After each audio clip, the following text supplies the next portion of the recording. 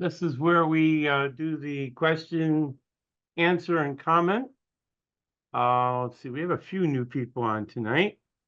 You wait to raise your hand to be addressed. To raise your hand, depending on what version you have downloaded, it'll either be on the bottom bar, or it'll be in the word reactions, or it'll be under more. So you would just raise your hand, you would get addressed.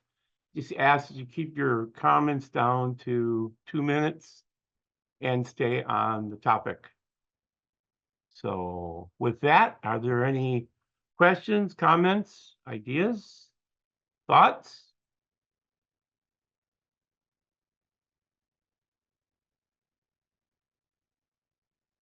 Alan.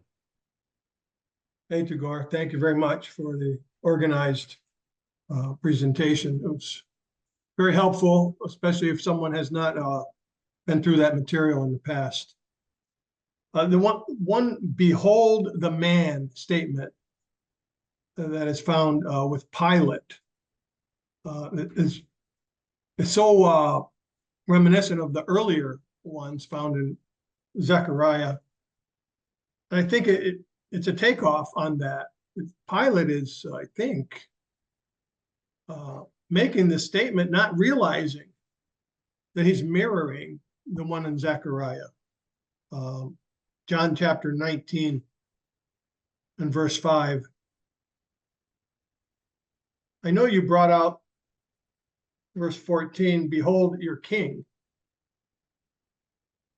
But here in John 19, verse 5, it's verbatim from Zechariah. And Jesus came forth wearing a crown of thorns and a purple robe, and Pilate says unto them, and this should be in quotations as a reference to Zechariah. He says to them, behold the man. You know, Pilate was saying it, behold the spectacle. Behold the accused. Behold the condemned man. But what it really meant was the prophecy of Zechariah. So I really enjoyed that you brought that up. I'm done. Very good reference. I knew that, but I did not bring that up. But thank you for bringing it up. Yeah, I knew that you were having too much material to cover, so I thought I'd throw that in. But I know you can't do it all. You can't fit everything in. That's just the way it is. But it's a very striking statement for Pilate to make.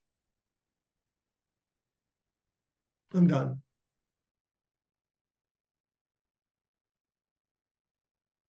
Any other questions, thoughts, ideas, comments about the presentation and the topic at hand?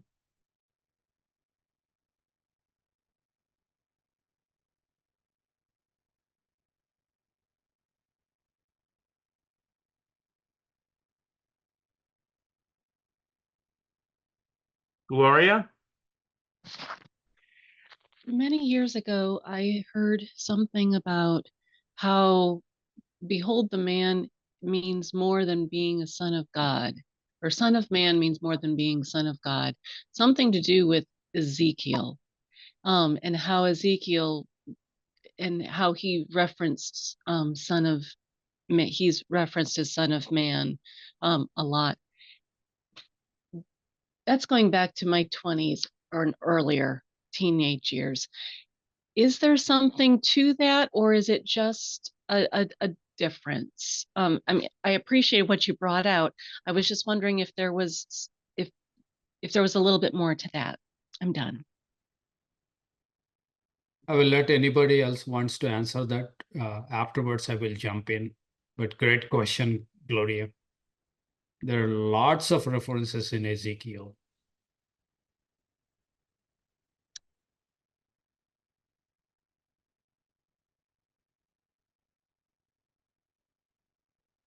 Anyone wish to answer the question that's on the table? Or out there?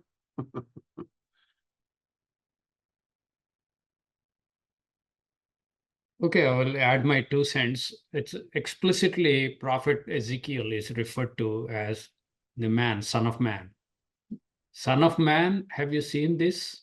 So God lifts him by his locks of his hair and transports him to this temple in Ezekiel 8 and shows him the temple. Son of man, have you seen this? This image of jealousy, this abomination. Now I will show you, you would see greater abominations than this. And she will take him to. Again, this Son of Man is a title constantly referred to Ezekiel for unknown reasons. I would strongly believe that it is a connotation to Jesus Christ somehow, because Ezekiel's prophecies are very unique to temple and post Judah. I think it's talking about spiritual Judah and spiritual Israel more, because Babylonian invasion is already progressing, and the temple is getting decimated.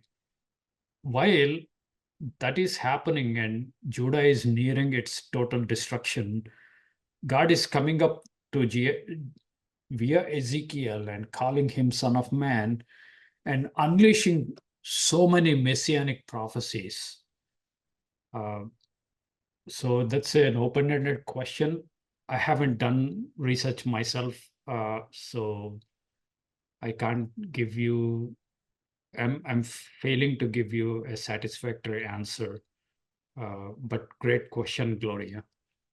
One more correction to my reference. I referred to Daniel 16. There is no Daniel 16 chapter. It should be Daniel 7. I'm done.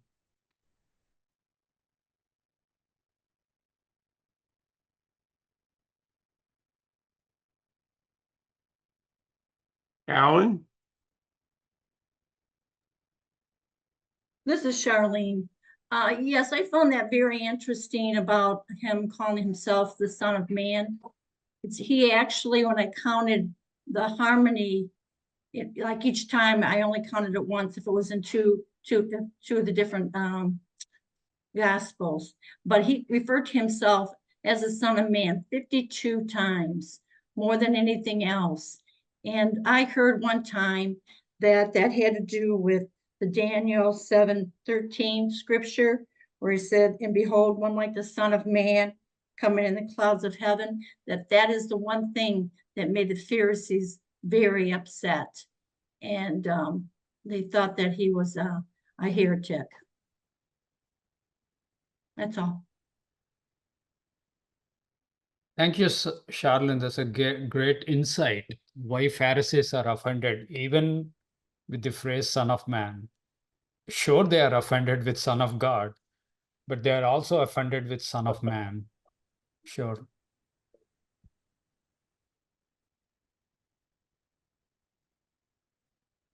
See the compliment Willard pasted in the chat.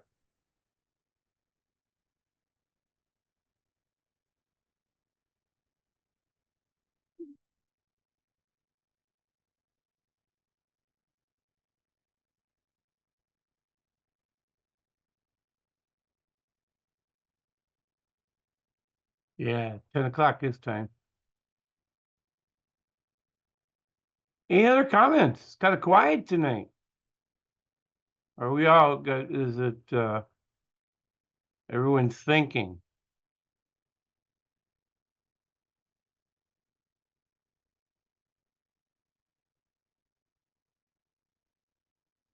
Gloria? I'm on my second pass through Luke in as many years, and I'm kind of been going through the different gospels lately. It's like I'm finished one gospel and then I'll start with another gospel, and I'm going through that. So there are certain, I'm up in like Luke 20, 21, 22 right now, and some of them are very some of the verses and stuff are, I don't know, striking home, hitting home. But you know, now is of course not the time to bring all of that up, but I am looking forward to what will be coming. So I'm looking forward to this. It's so I'm done. Not many hands are raised. If you want to, I can open up the scriptures, and if you want to provide your insight, that you are welcome to do, because not many hands are raised. I've just been really the struggling with there's some things that have happened here in the in the last 4, 5, 6, 7 months, and it's just trying to, so it's more for my life in terms of how these, what is it that I need to be learning? Is it, am I reading too much into it? Am I not reading enough into it? Am I falling short? Am I, you know, it's overwhelming, I guess, is that. But there is a particular chapter though that I think it is 16, the unjust steward. And here, you know, the Lord commended the unjust steward because he had done wisely, verse 8, for the children of this world are in their generation wiser than the children of light.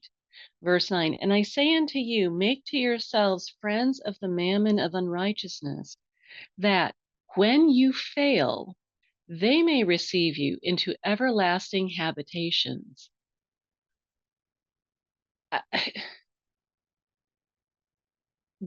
The chapter of Luke 16 is just, I'm looking forward to being able to discuss this and the other thing, because I know that in the context of what's going, it seems to be anyway, that in the context of what's going on in what Jesus is trying to say, so often these verses and these instructions or whatever are pulled out of context. Not that they're treated wrong, I don't think, but I think there's a lot more to be said for when they are read in context with the people that are there and the idea that Jesus is trying to get across.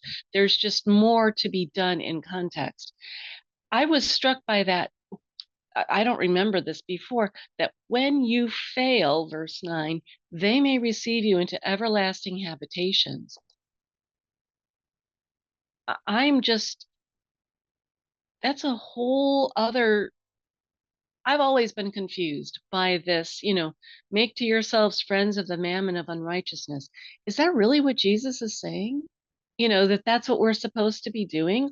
Or is that because of the audience? Well, actually, beginning of 16, he says he's saying this unto his disciples, but I'm sure there's stuff that's happened before, like in chapter 15, where he is the Pharisees and scribes, that he's speaking, that's got something to do with this. I'm open to finding out what this really means. I'm done. Alan? This is one of the places where we find extreme sarcasm as a method of teaching. Now, in that section there, the wise steward is not wise in godly wisdom. He's wise in the respect of wisdom of this world. He's cheating his boss. He's using those debtors who owe his boss various amounts. and telling them they don't have to pay the full amount in order to buy friends, so that when he is ejected from his position, he has bought some friends to fall back on. It's like a political maneuver. So this comment here, and the Lord commended the unjust steward because he had done wisely. Okay, he's been busted. He says, you did a good job, didn't you? You cheated me. And then Christ says, for the children of the world who have worldly wisdom, who cheat their bosses so that they can make a political move to save their skin when they lose their job. The children of this world are in their generation worldly wise. They're wiser than the children of light who don't practice the wisdom of this world. And I say to you, go ahead. Make to yourself friends of mammon, of unrighteousness. See how far that's going to get you. That's condemnable. And then when you fail, your political maneuverings will have gained you friends into your everlasting habitation. Wrong. It doesn't last forever. It's a temporary. So it's a means of sarcastic teaching.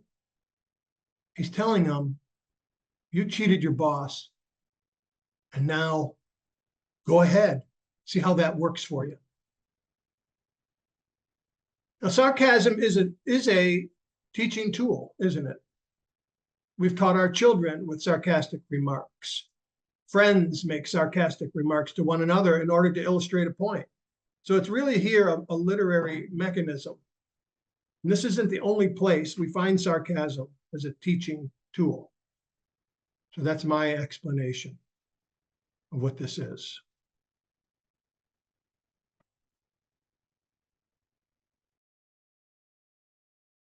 What do you think, Gloria? Okay. I can see that. I am wondering why I don't remember seeing this type of thing in Matthew, Mark, or John, but in Luke, it seems to be more often this type of, if it is sarcasm, it's sarcasm. I grew up in a family where sarcasm was, well, it got spoken, but there was always meanness behind it. So maybe that's why it kind of triggers me a little bit. I'm not sure. So I guess, so when Alan, when you said that it's other places, I can see that in Luke. I'm not thinking specifically right now, but that makes sense. But I don't remember seeing it in Matthew or Mark or John in that way. Am I accurate in that? I'm done.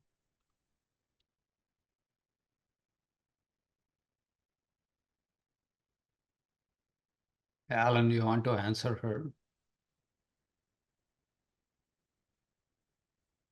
In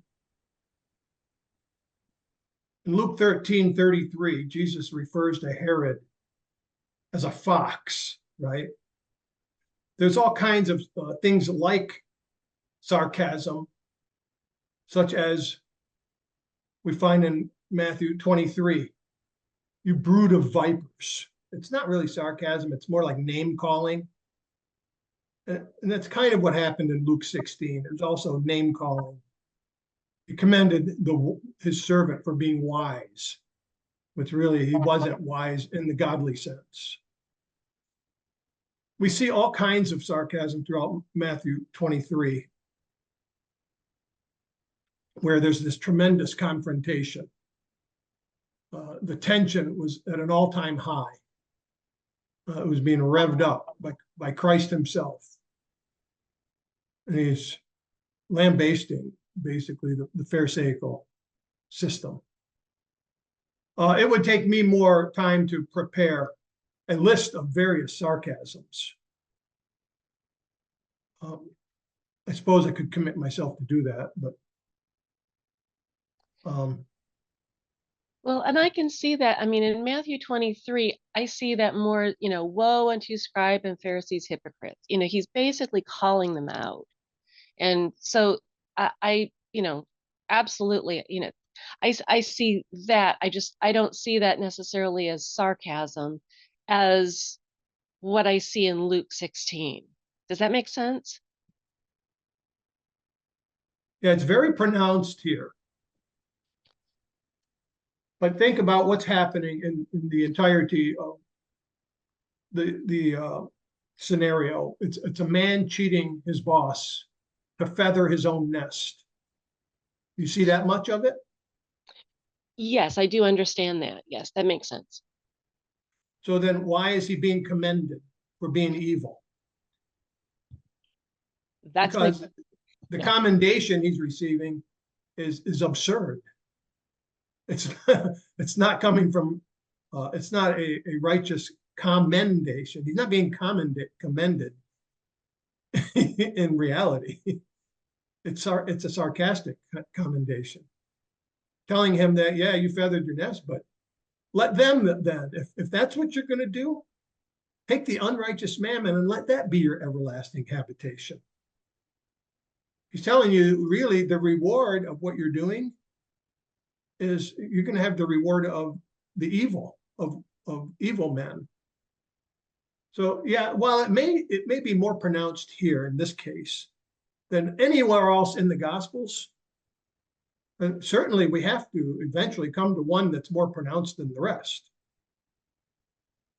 But this one for sure is what I said I think it is.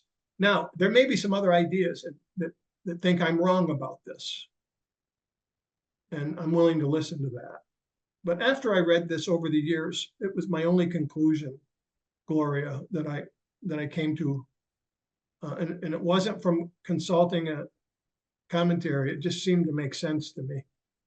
Sometimes Jesus' tongue was very sharp and condemning and confrontational and harsh towards wicked men, not towards the ignorant so much, not towards those who were trying to do what's right, but for those who were intentionally wicked.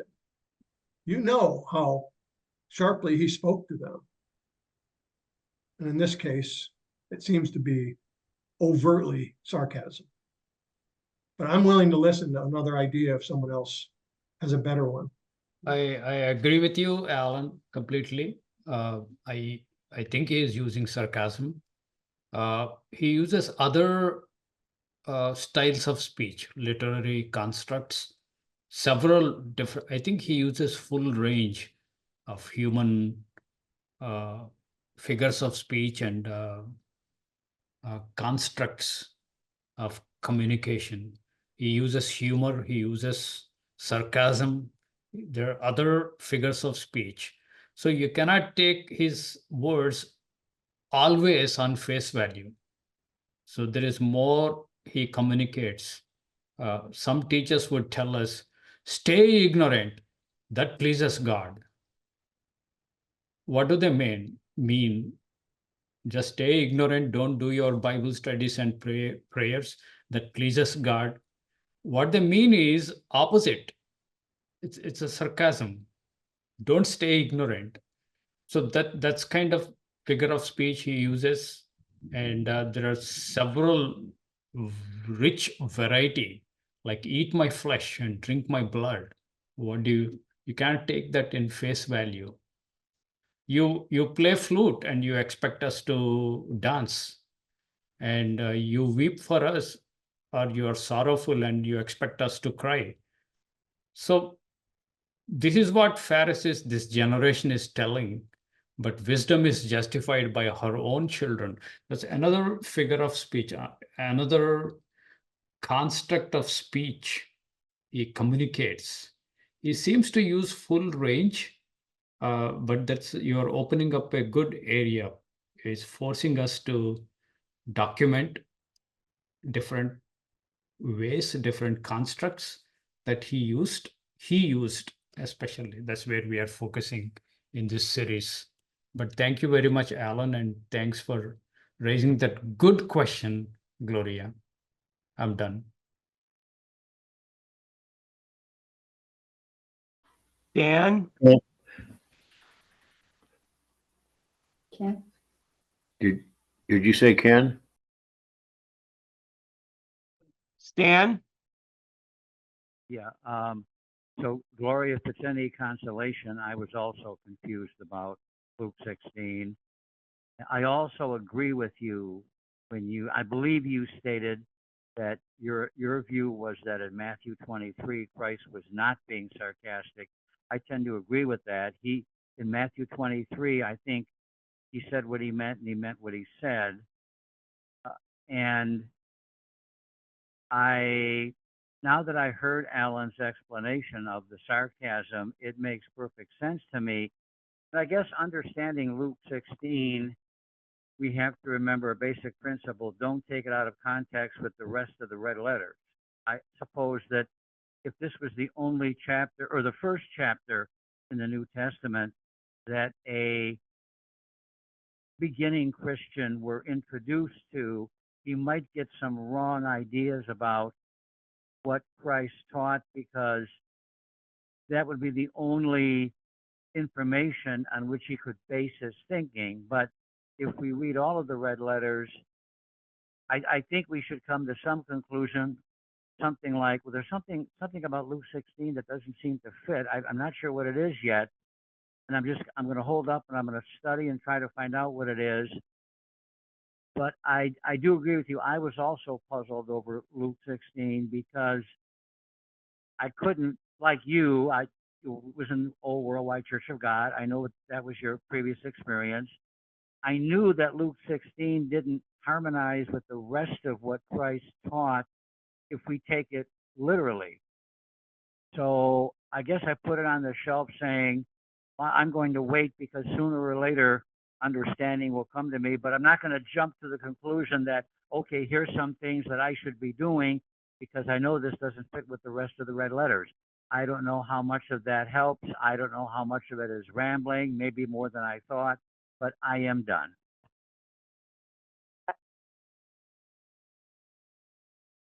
I have to jump in here because I can't find where to raise my hand. For some reason, I'm come in the back door and it's not no, you there. didn't come in the back door. Ken, it's on the bottom bar. No, it isn't on mine. Either I've it's heard- in. I've Yeah. heard this. I've heard this come up. I've heard this come up before. This is the first time I've not been able to see my hand, so I can't put my hand up. I've got a mute start button. Anyway, be that as it may, it'd be interesting to see how this all this types of speech and everything evolved over the millennia. I could say decades, but I know it took longer than that. I was just thinking along those terms, but I do find this very helpful. And with regards to the gentleman or whatever he might call himself, I don't know, that that decided that Jesus did not pre-exist, Alan and Tagore, you know what I'm talking about. What I didn't go back to listen to the guy because I got a lot more important things to do. But what was his ultimate conclusion? I mean, ultimate evidence, quote unquote. Do you recall, or did he really give any evidence of at least what he thought was evidence of Christ only existing from the time of Bethlehem? And I'll just listen. Is that part of the presentation? I think in some respects it is, because you're using different figures of speech that obviously the adversary used way back whenever. And so yes and no is I just thought I'd bring it in there. If it's not, I can, we can put it off.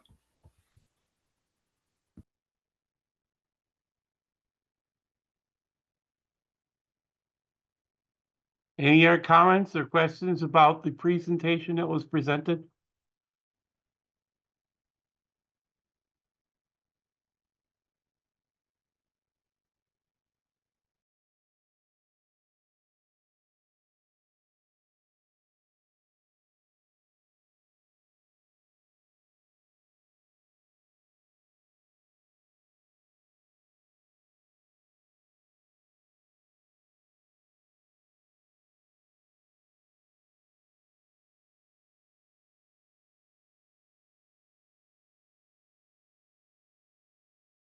While everyone else is thinking, I really appreciate the explanation of Luke 16.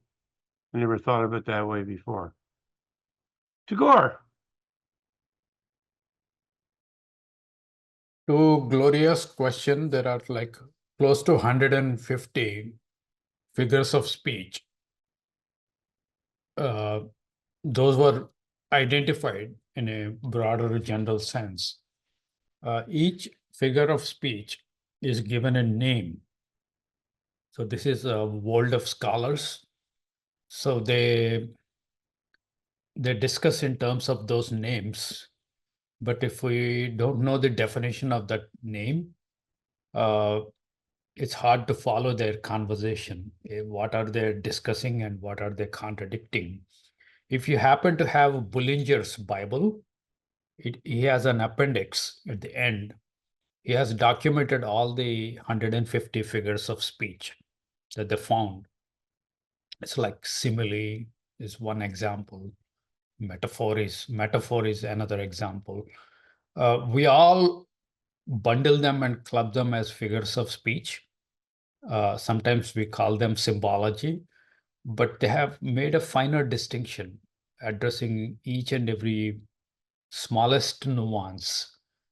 So if that interests you, we can, if you don't have Bullinger, I can make it electronic copy of that and send it over email to you. Don can send it over to you. Again, I haven't researched where this sarcasm fits in a particular figure of speech. I haven't researched that. If I find something, I will bring it over next time. I'm done. Done.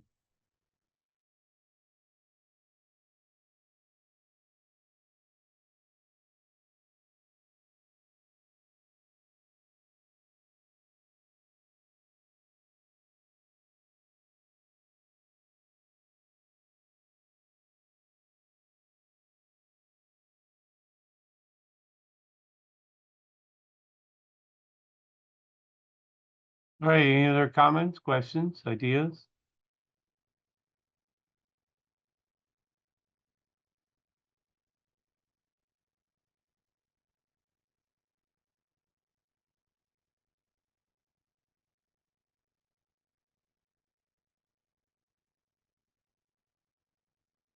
Tom? Yeah. Okay, I guess I can talk now. I do have Bullinger's Bible, and that is the first time I've looked at it. It's truly has a lot of information in it.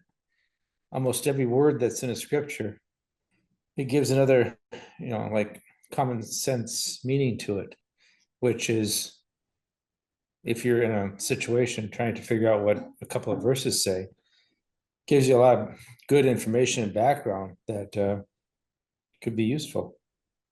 Thanks for bringing that up, Tagore.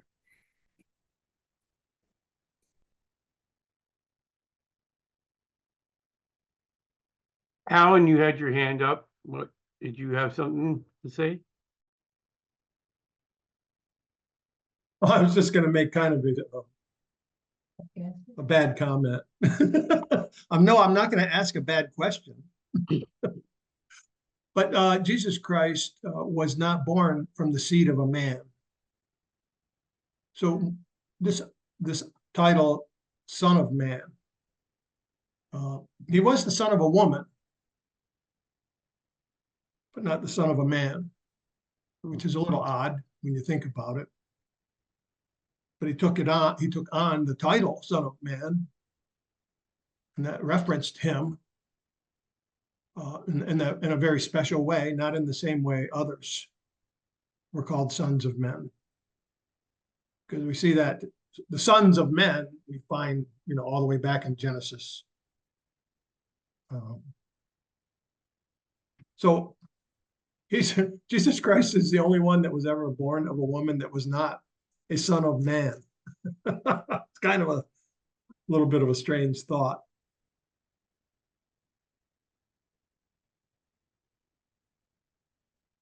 But he also was, as was mentioned by Tagore, he was also not one of the eyewitnesses. Luke was not one of the eyewitnesses, but he compiled that which he got from others. But who else was not an eyewitness? How about Paul? Sure, Christ appeared to Paul, but Paul was not walking with the other 12 during the 3+ years. So the idea that Luke was not an eyewitness does not diminish the importance of what he compiled any more than it diminishes the writings of Paul.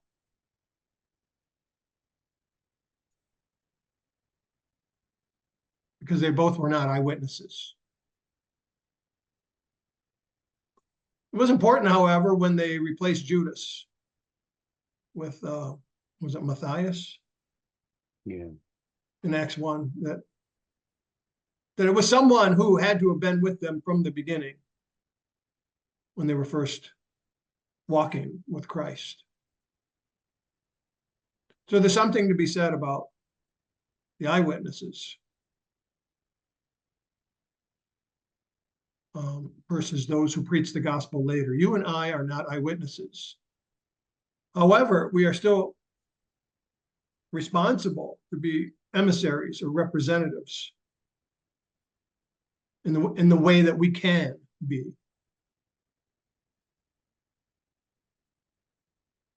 So,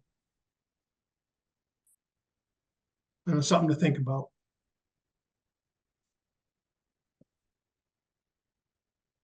Since I cannot be an eyewitness, does that then diminish my assignment? No, it doesn't. I still have a responsibility to represent. So that falls on each and every one of us equally.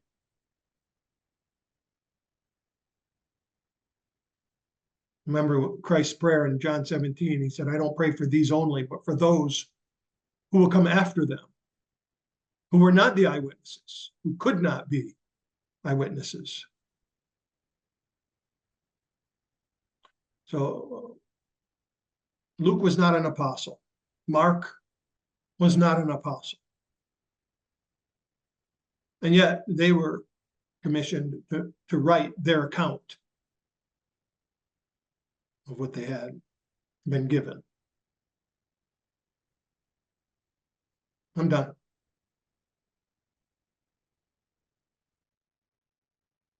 Okay, while we're thinking and formulating questions, tomorrow morning for the coffee clutch, the discussion topic will be dreams and visions. And Tagore will have his prophecy insights on Tuesday night. And then next week, our guest speaker will be Herb Solinsky, who is listening tonight.